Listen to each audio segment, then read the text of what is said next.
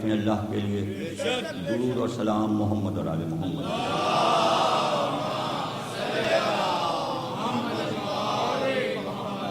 بیٹو one news کی جانب سے عشرے کی 8ویں تقریر اور 7 محرم 1437 ہجری کے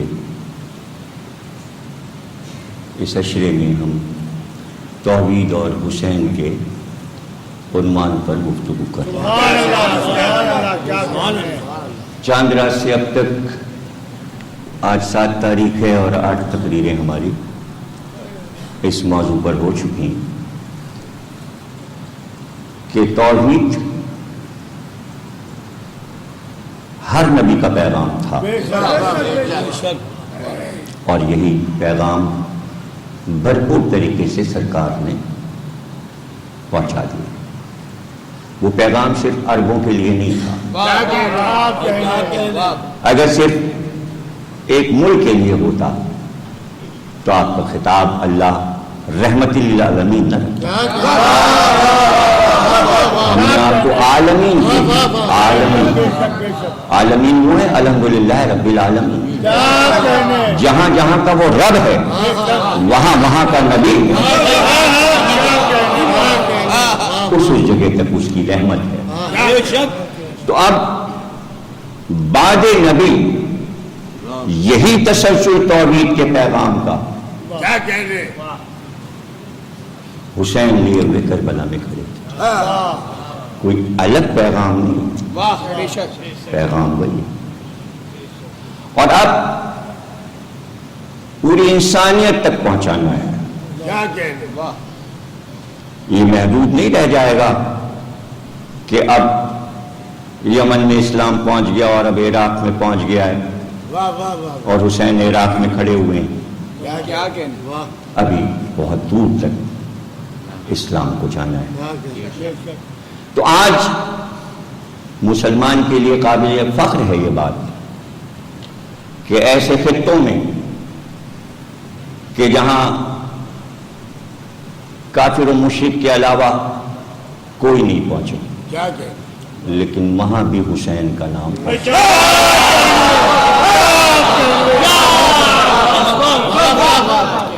اگر ان مقامات کو گنا جائے تو الفاظ کی سانسیں رک جائیں، زبانوں کے دم رک جائیں اور تخیل کے تخت ہوا کے دوش پہ چکرانے لگیں۔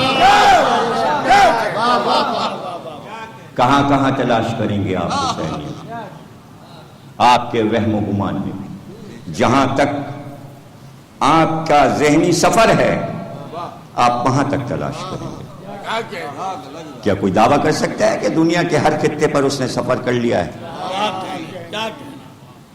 کیا صحراؤں میں سفر کر چکا؟ کیا برف سے نہائے ہوئے بلند پہاڑوں کے سفر ہو چکے؟ کیا سمندروں میں بہتے ہوئے جزیروں کے سفر ہو چکے؟ پہلے انسانیت کی سارے سفر طے کرے پھر حسینیت کو تلاش کرے۔ حسینیت کے معنی ہے توحید، اس کو سمجھنا ضروری کہ جہاں حسین کا نام پہنچ گیا سمجھیے توحید پہنچ گیا۔ یہ کسی دنیا کی قوم کے لیے مشکل نہیں ہے۔ جسے حسین سے پیار ہو گیا تو پہلے اس کے ذہن میں یہی تو سوال آئے گا کیوں مظلوم مارے گئے؟ تو خود ہی تو جواب ملے گا اللہ کے لیے۔ اس کی توحید کا سفر شروع ہوا ہے محبت حسین کے ساتھ۔ اگر یہ فلسفہ مسلمان نہیں سمجھیں گے تو نہ حسینیت سمجھ میں آئے گی نہ توحید سمجھ میں آئے گی۔ یہ ایک سفر ہے۔ قومیں ایک ملک سے دوسرے ملک کی طرف رواں ہوتی ہیں۔ ایک صدی پہلے قومیں فخر کرتی تھیں ایک ملک فتح کیا دوسرا ملک فتح کیا۔ دوسروں کے ملک پر قبضہ کرتے تھے. حسینیت اپنا سفر بغیر سرحدوں کے طے کر.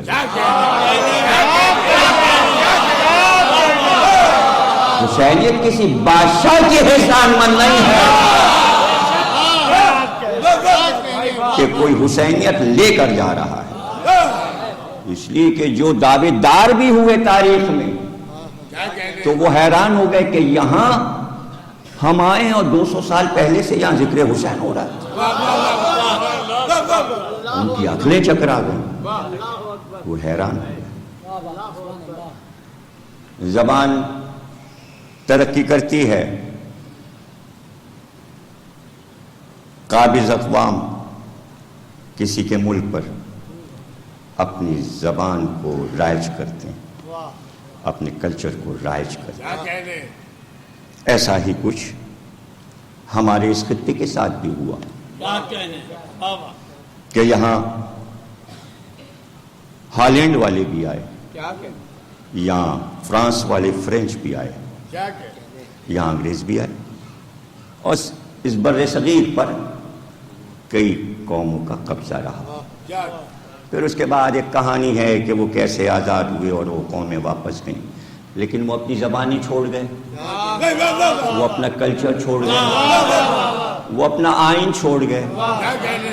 ان کے بنائے آئین پر آج ایشیا کے سارے ممالک چل رہے ہیں. کچھ بھی تو نہیں بدلا, نام بھی انہی کے, انہی کی دین الیکشن ہے, انہی کی دین جمہوریت, ڈیموکریسی, انہی کی دین عدلیہ ہے, نام انہی کے ہوتے ہیں, ہائی کورٹ, پولیس ان کی بنائی, آرمی ان کی بنائی, وہی اصطلاحیں جو انگریز نے بنا دیا. اسلامی کوئی چیز دعوے دار نہیں ہے کوئی اسلامی ملک کہ یہ ہم نے بنایا. ابھی تک تو سب انگریزوں کا دیا ہی چل رہا ہے اصول. آگے دیکھیے انشاءاللہ شاید مسلمان اپنی سب چیزیں اصطلاحیں بنا لیں اور قرآن کے مطابق سب چیزیں ایجاد ہو جائیں. ابھی تو انگریزوں کی دی ہوئی ہے, ابھی تو سب انگریزوں کا عطا کیا ہوا ہے. اور یہاں کیا مغرب کے ملکوں میں بھی انہی کی سب دین ہے. بڑے بڑے سپر جو ملک ہیں ان کو بھی انہی نے دیا, اس لیے کہ وہاں بھی قبضہ تھا, یہاں بھی. ان کا سورج نہ مشرق میں ڈوبتا تھا نہ مغرب میں ڈوبتا تھا. تو زمانے میں کہ جب انگریز شدت سے ہندوستان آ رہے تھے تو وہ اپنا کلچر, اپنی ثقافت, اپنی تہذیب یہاں کے مقامی لوگوں پر لاد رہے تھے. لیکن ہوتا یہ ہے کہ جہاں جا کے رہتا ہے انسان پھر وہاں کی تہذیب, وہاں کی ثقافت, وہاں کی زبان سے بھی متاثر ہو جاتا ہے. چاہتے تو وہ یہی تھے کہ وہ اپنی زبان پھیلائیں, اپنی ثقافت پھیلائیں, لیکن ان کو ہندوستان میں سب سے زیادہ جس چیز نے متاثر کیا وہ غم حسین. وہ ان کے لیے انوکھی چیز تھی, ان کے لیے انوکھی چیز, وہ ان کی سمجھ سے باہر تھے. واقعہ عرب اور عراق کا تھا, حسین عرب کے تھے, شہادت عراق میں ہوئی, واقعہ ہندوستان تک آ گیا.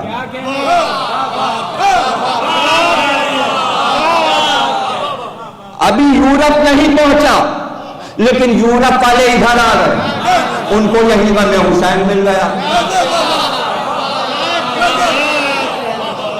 تو اب وہ اپنا کچھ چھوڑ کے جا رہے ہیں تو بہت کچھ لے کے جا رہے ہیں. وہ اپنی زبان سکھا رہے تھے.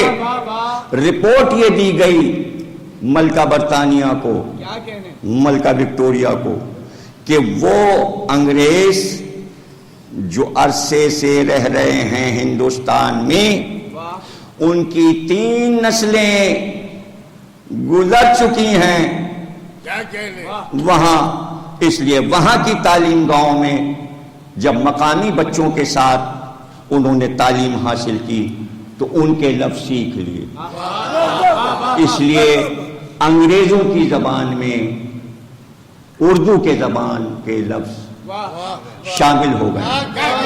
یہ رپورٹ ایجوکیشن کی طرف سے ڈپارٹمنٹ ملکہ برطانیہ کو پیش کی گئی. رپورٹ تیار ہوئی, آرڈر ہوئے کہ ملک کا بہت ہی زیادہ پڑھا لکھا شخص بھیجا جائے جو جا کر فہرست بنا کر لائے کہ کتنے لفظ اردو کے انگریزوں کی زبان میں شامل ہو گئے, ان کی فہرست لائی جائے.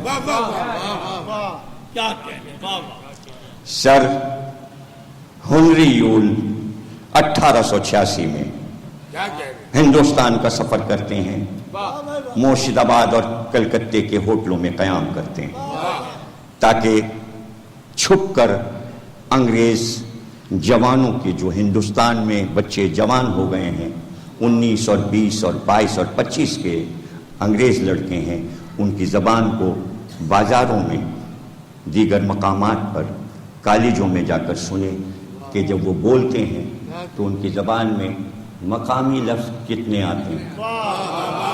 کچھ سن رہے ہیں آپ یا نہیں سن رہے ہیں؟ میں بتا چکا ہوں اردو کا دوسرا نام حسینیت ہے. یہ نام بدل نہیں سکتا. اردو کا دوسرا نام حسینیت ہے. سب سے زیادہ اردو اگر دنیا میں کسی چیز سے متاثر ہوئی ہے تو حسینیت سے ہوئی ہے. جتنی شاعری اردو میں حسین پر ہوئی ہے کسی پر نہیں ہوئی. کروڑوں شعر ہیں, کروڑوں نوے, مرثیے, سلام, نظمیں, مقالے, کتابیں انبار لگ جائے اور لاکھوں کی تعداد میں کتب خانوں کے کتب خانے بھر جائیں, اگر حسینی لٹریچر ایک جگہ کر دیا, صرف اردو کا اگر کر دیا جائے ایک جگہ تو دنیا حیران, نہ کہ دیگر زبانیں, عربی, فارسی, ترکی اور دیگر زبانیں. کہاں کہاں کس کس زبان میں حسینیت پہ کیا کیا لکھا گیا. سر ہنری یول نے ایک عجیب بات پائی. وہ اپنے ہوٹل میں سو رہے تھے اور آئے تھے فہرست بنانے. انہیں پتہ چل گیا کہ بہت سے لفظ شامل ہو چکے ہیں اردو کے انگریزی میں. اس کی مثالیں ہم آپ کو دے سکتے ہیں, ایک لفظ ہم آپ کو دیے دیتے ہیں تاکہ آپ اپنا مطالعہ آگے جاری رکھ سکیں. اردو میں جنگل کو جنگل کہتے ہیں, انگریزی میں بھی جنگل کو جنگل.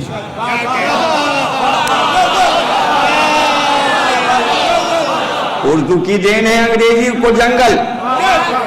اب لندن میں بھی یہی لفظ بولا جاتا ہے, جنگل, حالانکہ وہ سمجھتے ہیں یہ انگریزی ہے. ان کے بزرگوں کو معلوم تھا کہ یہ اردو ہے. تو اس طرح کے بے شمار لفظ ہیں. وردی, وردی بنایا عربی کے لفظ ورد سے. ورد کہتے ہیں گلاب کے پھول کو. یہ لفظ قرآن میں ایک جگہ آیا سورہ رحمان میں کہ قیامت کے دن آسمان ورد یعنی گلاب کے پھول کی طرح سرخ ہو جائے گا. ورد سے بنا وردی. وردی اس لیے کہا گیا کہ گلاب کے پھول کے رنگ کی وردی ہوتی تھی, یعنی سرخ رنگ کی وردی. سرخ رنگ کی وردی وہ دستے پہنتے تھے جو بادشاہ کی آمد سے پہلے دستہ نکلتا تھا اور وہ بتاتا تھا اب بادشاہ کی سواری آنے والی. تو وہ جو پہنتے تھے اسے وردی کہا گیا. وردی اس لیے کہا گیا کہ ورد سے ہے لفظ. گلاب کے پھول کو ورد اس لیے کہتے ہیں کہ ورد کا لفظ وارث سے بنا ہے.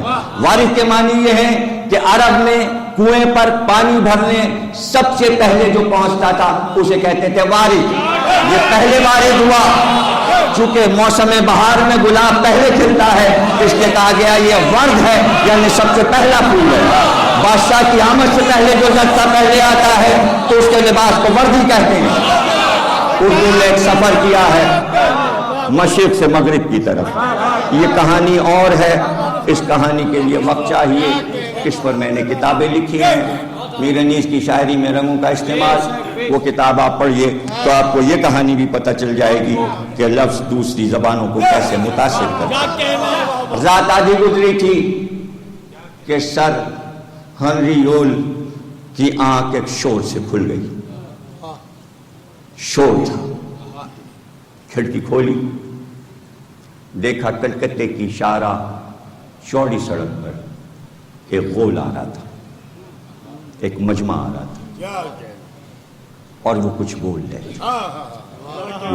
رہے تھے، ان کی سمجھ میں نہیں آیا کہ وہ کیا کہہ رہے ہیں، لیکن اس کے ساتھ وہ سینے پہ ہاتھ مارتے جا رہے۔ سر ہنری یول ہوٹل سے اترے، شارع پہ آئے، قریب گئے اور انہوں نے سننے کی کوشش کی یہ جوان کہتے کیا، یہ دستہ کہہ کیا رہا۔ انہوں نے سنا، صاف ڈائری نکالی، قلم نکالا اور انہوں نے لفظ لکھا۔ وہ سینے پہ ہاتھ مارتے جاتے تھے اور کہتے تھے ہابسن اینڈ جابسن، ہابسن اینڈ جابسن۔ انہوں نے لکھا ہابسن اینڈ جابسن۔ پھر انہوں نے انٹرویو شروع کیا، انہوں نے کہا آپ لوگ تو انگریز ہیں، کسی سے پوچھا آپ کہاں سے آئے، انہوں نے کہا ہم ناروے سے۔ آپ کہاں سے آئے؟ سویڈن سے آئے۔ آپ کہاں سے آئے؟ ہم فرانس سے آئے۔ آپ کہاں سے آئے؟ ہم انگلینڈ سے آئے۔ لیکن آپ یہ کیا بول رہے ہیں؟ انہوں نے کہا کہ آپ کو نہیں پتا آج شب عاشور ہے، کل حسین کی شہادت کا دن ہے، یہ ہمارا جلوس ہے۔ کہ یہ کب سے نکال لیں؟ کہ یہ تو ہماری پہلی پشت سے نکل رہا، ہمارے باپ بھی نکالتے تھے، یہاں تو سبھی نکالتے ہیں، ہر قوم نکالتی ہے، اس لیے ہم بھی نکالتے ہیں۔ تو ہم یہ شہادت حسن اور حسین منا رہے ہیں، تو آپ یہ کیا کہہ رہے ہیں کہ یہ ہابسن اینڈ جابسن کا ماتم ہے۔ ہابسن نبی کے بڑے نواسے تھے، جابسن جو ہے چھوٹے نواسے تھے جو کربلا میں شہید ہوئے۔ وہ واپس آئے، وہ لغت جو انہوں نے تیار کی تھی لفظوں کی، اس لغت کا نام رکھا ہابسن اینڈ جابسن۔ ہابسن اینڈ جابسن، ہابسن کے نیچے انہوں نے لکھا انگلش میں حسن، اینڈ جابسن کے نیچے لکھا حسین۔ یہ دو فاطمہ کے بیٹے جن کی یادگار دنیا کی ہر قوم مناتی ہے۔ اور وہاں سے پھر وہ سفر پہ نکل گئے اور دنیا کے ہر ملک میں گئے اور میجر ٹاٹر سے ملاقات کی اور ان سے کہا آپ میرا ساتھ دیجئے اور افریقن اور یورپ کے ممالک میں چلیے، ہم صرف یہ تلاش کریں گے کہ حسن اور حسین کی یاد کس ملک میں کس طرح منائی جائے۔ اے سے زد تک انہوں نے لغت بنائی، جب ایچ میں حسین پر پہنچے تو انہوں نے بتانا شروع کیا کس ملک میں نے حسین کا ماتم کس طرح دیکھا اور وہ کون سے لفظ استعمال کرتے ہیں۔ انہوں نے کہا کہ میں نے بنگال میں بنگالیوں کی زبان سے سنا، وہ حسنا حسنا کہتے ہیں، کہیں ہم نے حسن حسین سنا، کہیں ایچ کے ساتھ کہیں ایس کے ساتھ۔ اور دنیا کے ہر سفر سے واپس آ کر ملکہ کو انہوں نے 2000 صفحے کی کتاب پیش کی اور بتایا کہ انگریزی میں یہ لفظ آ چکے ہیں، مجلس، علم، امام باڑہ، رونا، ماتم، منبر، فرش، یہ سب انگریز بولتے ہیں، ان کے ترجمے کی ضرورت نہیں ہے، یہ لفظ اپنا سفر کر گیا۔ جیسے حسن اور حسین دنیا کی ہر زبان میں پہنچ، اس میں کوئی آپ کو حیرت نہیں ہونی چاہیے۔ یہ کتاب ہر 5ویں سال اس کا ایڈیشن نکلتا ہے، آکسفورڈ سے چھپ چکی، انگلینڈ سے چھپ چکی، یہ کتاب اسلام آباد سے چھپ چکی، یہ کتاب دہلی سے چھپ چکی۔ اس کا پہلا نسخہ انجمن ترقی اردو کے آفس میں گلشن اقبال میں سفاری پارک کے سامنے جائیے، نکلوا کے وہیں پہ دیکھیے اور رکھوا دیجیے تاکہ زیادت ہو جائے۔ اور اگر وہاں نہ جائیں تو بھائی میرے گھر پہ لائن نہ لگائیے گا، صرف وہ آئے جو میری تقریر دل لگا کے سنیں۔ تو پھر ہم آپ کو انگریزی کی یہ کتاب دکھا دیں گے اور پھر اس میں آپ کو حسینیت کا سفر دکھائیں، حالانکہ وہ ڈکشنری ہے۔ پتہ چلا حسین کا راج دنیا کے کتنے سبجیکٹس پر ہے،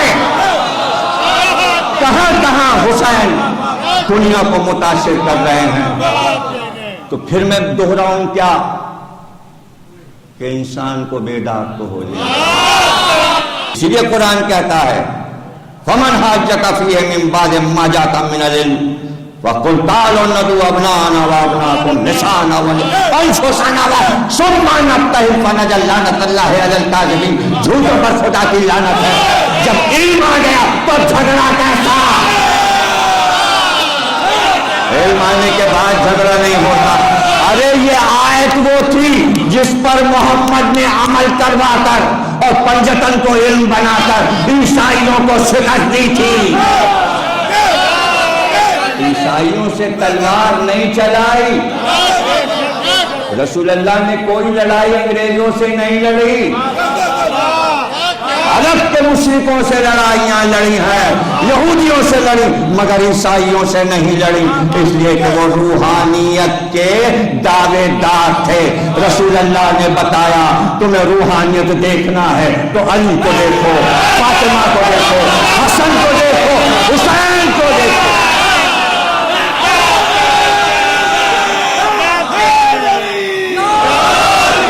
میں پھر کہوں گا کہ اگر حسینیت میں آنے میں کسی کو ہچکچاہٹ ہے تو اس کی خطا نہیں ہے، اس کی ماں کی خطا ہے۔ ماں کو بتانا چاہیے کہ حسینیت کیا ہے اور حسین کیا ہے۔ ہر مسلمان ماں پر واجب ہے کہ اپنے بچے کو بچپن میں بتا دے حسین کیا ہے۔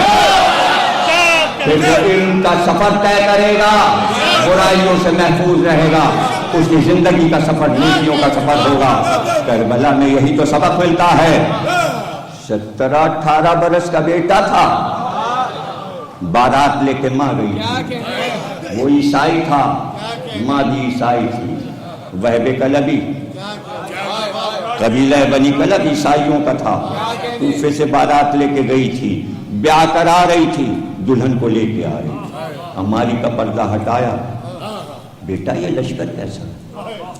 ہم جب ابھی بارات لے کر گئے تھے 17 دن پہلے تو صحرا تو خالی تھا، ہم آپ ٹھہریں، ہم جا کے پوچھ کے آتے ہیں، ہم پتہ لگاتے ہیں کہ یہ کیا ہے۔ کچھ دیر کے بعد جوان بیٹا واپس آیا، کہا اماں آپ نے مسلمانوں کے نبی محمد کا نام سنا؟ کہاں بیٹا سنا؟ آپ نے سنا ہے ان کی بیٹی فاطمہ؟ کہاں سنا؟ آپ نے نبی محمد کے چچا زاد بھائی علی کا نام سنا؟ بیٹا صرف سنا نہیں، جب ان کی حکومت تھی یہاں ہم نے ان کی سواری بھی دیکھی۔ لیکن بیٹا جلدی کہو بات کیا ہے؟ کہ اسی فاطمہ کا بیٹا، اسی علی کا بیٹا، اسی محمد کا نواسا یہاں مر گیا، آدم میں گر گیا، چاروں طرف سے اس کو دشمنوں نے گھیرا اور اس کے قتل کے نعرے لگ رہے ہیں، سب اسے گھیر کر مار دینا چاہتی ہے۔ کہ بیٹا ابھی تو تیرے ہاتھوں کی میل بھی مرجھائی، ابھی تو تیرے چہرے کے پھول پورے کھلنے بھی نہیں پائے، لیکن تیری ماں کا یہ ارادہ ہے کہ تجھے لے کر میں حسین کی خدمت میں چلوں گا، تجھے یہ منظور ہے؟ میں تیری دلہن کو بھی لے چلنا چاہتی ہوں۔ قافلے کا رخ ادھر مڑ گیا، خوشا نصیب وہ بارات جو کربلا کی طرف مڑ جائے۔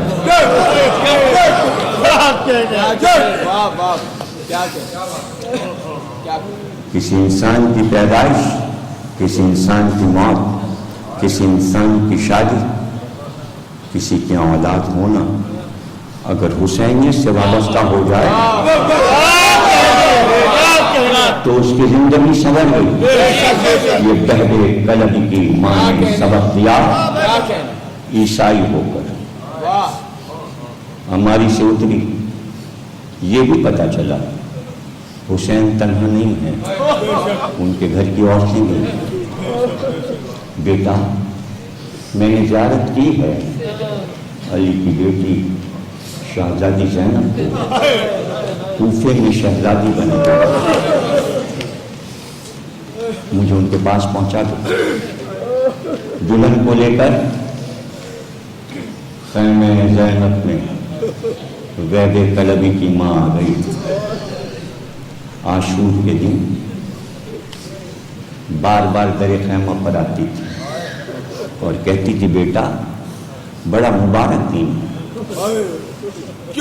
شفاعت کے مالک تو یہی لوگ ہیں، اگر محشر کے دن تجھے جنت دینی ہے تو جا اپنی جان حسین پر سے قربان۔ ماں کو سلام کر کے حسین سے اجازت لے کر آگے بڑھا تھا کہ دوڑ کر دلہن نے دامن تھام لیا۔ کچھ کہہ رہی تھی دلہن، باتیں ہو رہی تھی۔ ماں نے کہا پکار بیٹا کیا دلہن کی باتوں میں دل لگتا؟ شہادت کی راہ میں دیر نہ کرو، چاہو میں تمہیں حسین کی راہ میں بھیج چکی ہوں۔ یہ الفاظ آسمانی نہیں لگتے؟ کیا ایسا نہیں لگتا کہ انجیل بولی جا رہے ہیں؟ تو کیا آج یہ الفاظ مسلمان مائیں اپنے بچوں سے نہیں بول سکتی کہ جاؤ حسین کی راہ میں جاؤ؟ پیغام بناؤ حسینیت کو مسلمانوں، فرقہ واریت سے نکلو۔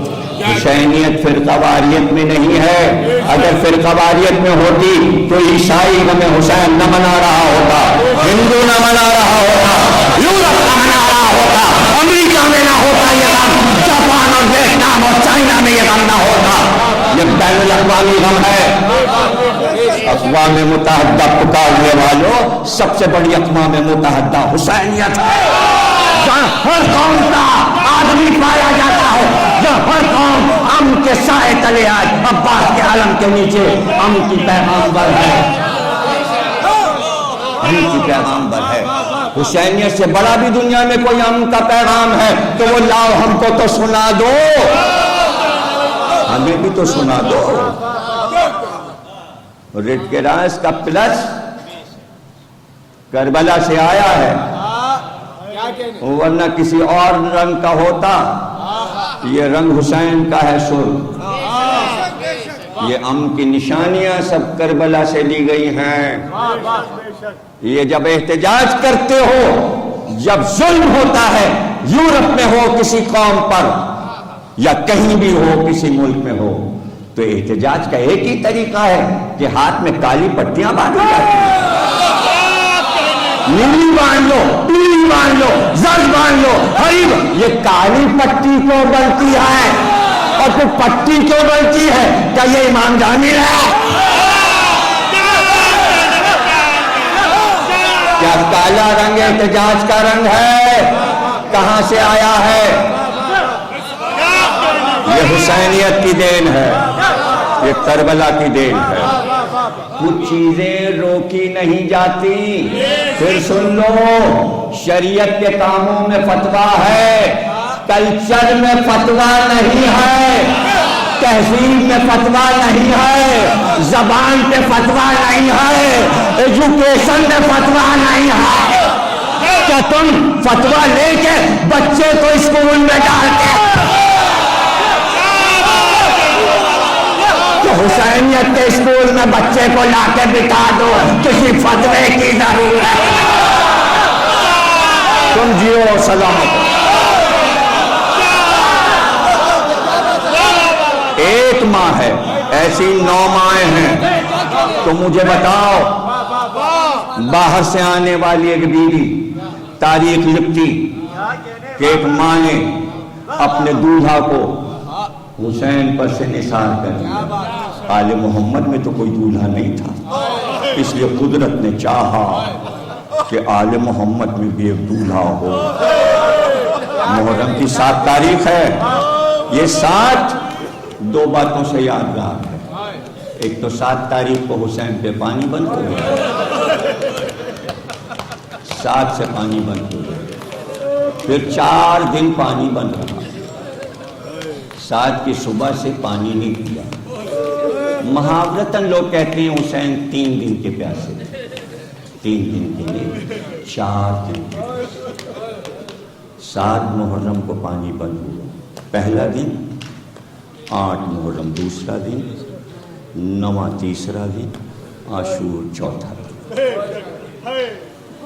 4 دن کے پیاسے تھے. بڑے تو پیاسے تھے، بچے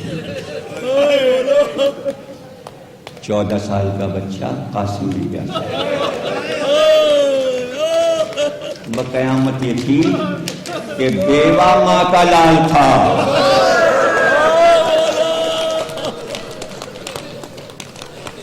حسین کے بڑے بھائی امام حسن مشتبہ کا بیٹا.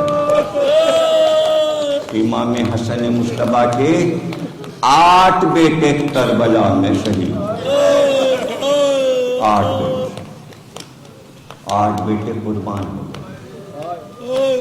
اس میں قاسم بھی تھے اور سب سے چھوٹے عبداللہ ابن حسن تھے. اللہ تو یہ دیکھو کہ حسین اپنا سفر کیسے طے کر رہے ہیں. حسین اپنا سفر کیسے طے، اور یہ سب تو میں اپنی کتابوں میں لکھ چکا، تقریروں میں کہہ چکا. اس میں بحثوں کی ضرورت نہیں ہے. حسینیت پر یہ بحث نہیں ہوتی کہ یہ غلط ہے اور یہ صحیح ہے. پوری دنیا آپ کی نہیں سنے گی. پوری دنیا میں حسینیت ہے. اپنے محلے میں بات منوا لو. اپنے محلے میں جس قوم کا میں ذکر کر رہا تھا، وہ انگریز جب واپس گئے اور انگریزوں نے ملک کو چھوڑا، ان کی نسلیں وہاں جا کر آباد ہوئیں. کوئی میجر تھا، کوئی ڈاکٹر تھا، کوئی انجینئر تھا. لاکھوں کروڑوں روپے لے کر گئے اور وہاں جا کر انہوں نے زمینیں خریدی اور جو مکان بنائے اس میں امام باڑے کی ایک جگہ بنائی. آج بھی ڈنمارک، سویڈن میں اور انگلینڈ میں اور فرانس میں اور ہالینڈ میں آپ کو اس نسل کے انگریز ملیں گے جن کے گھروں پہ محرم ہوتا ہے اور جن کے بیٹے عاشور کے دن اسی طرح جلوس نکالتے ہیں اور اس کو حصہ فیسٹیول کہتے ہیں. اور حصہ کہتے ہوئے، باجے بجاتے ہوئے، حسینی نغارے بجاتے ہوئے بازاروں میں نکلتے ہیں اور ان کے بینر لگے ہوتے ہیں. جسے دیکھنا ہو کمپیوٹر پہ جا کے دیکھ لے اور خود بھی جا کے دیکھ لے. میں نے اپنی آنکھ سے دیکھا ہے کہ وہ قومیں آج بھی حسین کا ماتم، اس لیے کہ ہماری 5 حسنوں سے ماتم ہو رہا تھا، ہم کریں گے عاشور کے دن. وہاں افریقن ملک کے علماء گئے انہیں سمجھانے کے لیے کہ آپ اس کا نام فیسٹیول نہ رکھیے. انہوں نے کہا ہم آپ کی بات نہیں مانیں گے. ہم جو کرتے ہیں، جو ہمارے اجداد کرتے آئے تھے، ہم حسین کو اسی طرح یاد کریں گے. بات کو سمجھ لو، اس میں کوئی تعصب نہیں ہے، نہ کسی کے خلاف بات ہے. جو بھی حسین کی یاد منائے، ہندو ہو یا عیسائی، ہم وہاں جا سکتے ہیں، کوئی پابندی نہیں ہے. اور ہم ان سے یہ نہیں کہیں گے کہ تم اس طرح کا نہیں، اس طرح کا تعزیہ بناؤ. نہیں، ہم ان کے شریک ہیں. ہم ان کے شریک ہیں. جیسے شیعہ مناتے ہیں وہ منائیں، جیسے اہل سنت مناتے ہیں وہ منائیں. کوئی کسی پہ پابندی نہیں لگا سکتا. ایک آرڈر اس میں نہیں چل سکتا. کسی ایک ملک کا آرڈر نہیں چل سکتا. ایک فقہ کا آرڈر نہیں چل سکتا. اس لیے کہ یہ دل کا سودا ہے. جہاں بھی میں نے پوچھا یہ مہندی کیوں نکلتی ہے حضرت قاسم کی، ان کا ہمارے یہاں فلانے نسل میں اولاد نہیں ہوتی تھی، ہم نے منت مانی، بیٹا ہوا، نسل جاری ہو گئی. وصیت ہے ہمارے بزرگوں کی، نکالتے رہنا. ہم نکال لیں، اس میں ہے کیا؟ اس میں کیا حیرت ہے؟ کیا چیز ہے مہندی میں؟ ایک پلیٹ میں مہندی رکھی ہے، اس میں شمع جل رہی، کتنی؟ 14۔ ایک پھول میں گلابوں سے بھرا ہوا تشت ہے، تھوڑا سا میوہ ہے، کچھ پھل ہیں تازے، سیب، انار، انگور، اس کا نام مہندی سر پہ رکھ کے قاسم سے منسوخ کر دیا، گریا ہی گریا ہے، اور 250 سال پرانا نوحہ سنا لیا، رن میں بیوہ حسن کی بخاری، میرے قاسم کی آتی ہے مہندی، سینس حسیات، علم حس بغیر حس کے یہ باتیں سمجھ میں نہیں آئیں گی۔ یہ حسینیت کا سفر ہے بین الاقوامی، ہر قوم اس میں شامل، کوئی کسی پہ زبردستی نہ کرے، کوئی کسی پہ پابندی نہ کرے، کون حسین سے کتنا پیار کر رہا ہے، کوئی پیمانہ تمہارے پاس تھرمامیٹر ہے کہ لگا لگا کے دیکھ رہے ہو ہم زیادہ چاہتے ہیں اور ہم زیادہ چاہتے ہیں؟ ایسا نہیں۔ ہندو رائٹر ہے انگلینڈ، اس نے انٹرویو دیا ہے کہ میں شب عاشور نکلی، ایک ہندو کے گھر پہ دیکھا، تعزیہ رکھا، 10-12 سال کا لڑکا بیٹھا، میں کہا تم پوری رات جاگ رہے ہو؟ کہا کیوں؟ کل حسین رخصت ہوئے، آج شب عاشور، کہ تم تو ہندو ہو؟ کہا تو کیا حسین صرف مسلمانوں؟ حسین مسلمانوں سے زیادہ ہمارے ہیں، ہمارے، اس لیے کہ انہوں نے یہاں آنے کی خواہش کی تھی، وہ جانتے تھے کہ اگر یہاں آ گئے تو انہیں قتل نہیں کیا جائے گا۔ سوچ و فکر کو بڑھایا کہ حسینیت کا سفر خوشبو کی طرح کائنات میں، حسینیت چھا گئی۔ کون سا غم کیسے منایا جا رہا ہے؟ بس شریک ہو جاؤ، 4 آنسو نکل جائیں، یہ تصور ہی رونے کے لیے کافی ہے کہ لاؤ زینب میرے بھائی حسن کا لباس، حسن کا لباس لایا گیا، حسن کا کرتا سب رنگ کا قاسم کو پہنایا گیا، کمر کو کٹا، کمر میں حسن کا پٹکا باندھا، لیکن جب امامت باندھنے لگے تو ایک سرے کو اس کاندھے پہ لٹکایا، دوسرے سرے کو اس کاندھے پر، اسے عربی میں تحت الحنک کہتے ہیں، دونوں طرف مکیش کی طرح سہرا لٹکا ہوا تھا۔ زینب بیوی نے کہا بھیا کسی مجاہد کو یوں نہیں سجایا، یہ قاسم کو ایسے کیوں سجایا؟ کہ زینب میرا یقین بھتیجا ہے، میں نے قاسم کو دولہا بنایا ہے، عرب میں دولہا ایسے ہی بنائے جاتے ہیں تاکہ بیوہ ماں اپنے بچے کا چہرہ تو دیکھ لے۔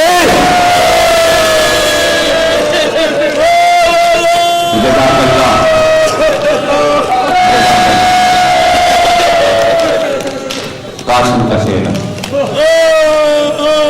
اور پھر منظر کچھ اور دردناک ہو گیا جب حسین نے آگے بڑھ کر قاسم کا گریبان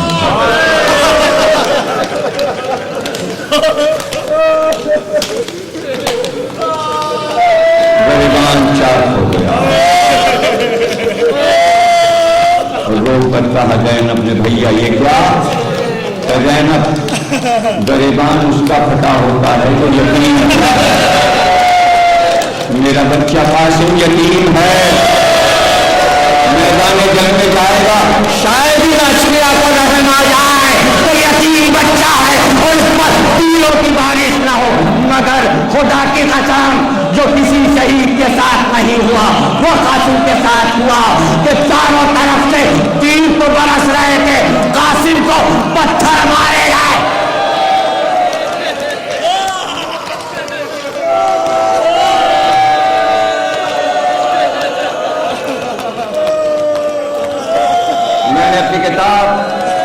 شہزادہ قاسم 3 جلدوں میں ہے، اس میں نے یہ بات لکھ دی ہے کہ 2 مجاہد ایسے ہیں جن پر پتھروں کی بارش ہوئی، ایک قاسم دوسرے حسین، چاروں طرف سے پتھر مارے گئے۔ اللہ، اور جو کہہ کر پتھر مارا جا رہا تھا وہ الفاظ میں دوہرا نہیں سکتا، لیکن قاسم پہ پتھر پڑ رہے تھے۔ لیکن قاسم نے جب اپنے نیزے کو چمکایا اور تلوار کو ہاتھ میں لیا تو لشکر تھرا گیا۔ قاسم کی چتون اور پیشانی کو دیکھ کر مقابل میں لشکروں کی ایک تھی۔ قاسم نے لشکروں کو کاٹ کے پھینک دیا اور گھبرا کر حاکم نے کہا، آزاد تو سب سے بہادر ہے، تو مقابل جا، یہ بچہ کسی کے قابو میں نہیں آتا۔ 14 سال کے بچے نے قلب لشکر کو پلٹ دیا ہے، میسرے کو الٹ دیا ہے۔ تو ہنس کر کہا حضرت نے، بچے سے لڑ کر نام مٹا دوں؟ عباس آئے تو میں لڑوں، حسین آئے تو لڑوں۔ کہا گیا کیا تو اس کی جنگ نہیں دیکھ رہا کہ میرے 4 بیٹے ہیں وہ جائیں گے اس کا خاتمہ کر دیں گے۔ حضرت نے بڑے بیٹے کو بھیجا، قاسم نے قتل کیا۔ دوسرا آیا، اسے بھی ایک بار میں 4 کیا۔ تیسرا آیا، اسے بھی قتل کیا۔ چوتھا آیا، اسے بھی قتل کیا، اور پھر ارزق آیا۔ تو یہ جنگ خیبر کی لڑائی تھی، تاکہ دنیا دیکھے کہ جس طرح علی نے اپنی کمسنی میں مرحب کو مارا تھا، اس طرح علی کے پوتے نے مرحب کے برابر کے پہلوان کو کربلا میں کس طرح مارا۔ تھوڑی سی رد و بدل، نیزوں کی انیاں لگتی رہیں، گھوڑوں کے کعبے پڑتے رہے، اور دیکھتے ہی دیکھتے ارزق کو 2 کیا، ویسے جیسے مرحب کو علی نے 2 کیا۔ خود تو کاٹتی ہوئی تلوار چلی اور گردن کو کاٹا اور سینے کو کاٹا اور آواز کو کاٹا، اور پھر مڑ کر قاسم نے آواز دی، چچا عباس کیسا لڑا؟ عباس نے کہا قاسم مرحبا۔ حسین نے آواز دی میرے لال مرحبا۔ ابھی یہ گفتگو تھی کہ نیزے والوں نے قاسم کو گھیرا، چاروں طرف سے نیزے والے بڑھتے گئے اور قاسم کے وار کرتے گئے۔ کچھ دیر میں ایک آواز آئی، چچا چچا۔ میں گھوڑے سے گر گیا، عباس بھی چلے، حسین بھی چلے، علی اکبر بھی چلے، لیکن جب تک پہنچے سارے چچا اور بھائی قاسم کے اشتیا کے گھوڑوں نے قاسم کو زندگی میں گھوڑوں کی ٹانگوں سے اس طرح روندا کہ جیسے جیسے گھوڑے دوڑتے تھے بچہ پکارتا تھا، ادرکنی چچا، چچا مجھے بتائیے، چچا مجھے بتائیے۔ اور جس وقت قاسم کی لاش پر